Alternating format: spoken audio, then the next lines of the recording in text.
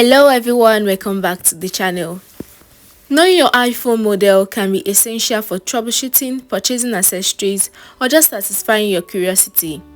Here's a simple guide to help you identify your iPhone model quickly and easily.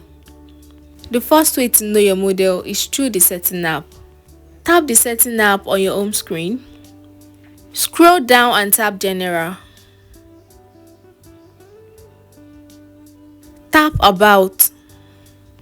Here, you will see detailed information about your device. Look for model name and model number. The model name will directly tell you the iPhone model, e.g. iPhone 11, iPhone 12 Pro. The model number can also help, especially if you need more specific details. You can also do a physical check. Turn your iPhone over and look at the text near the bottom of the back of the device. It will show the model number starting with A followed by 4 digits, e.g. A2342. Another method is using Apple website and matching your model number to the list of iPhone models there. This can also help you confirm the exact model you have. Connecting your iPhone to a computer with iTunes or Finder can also help.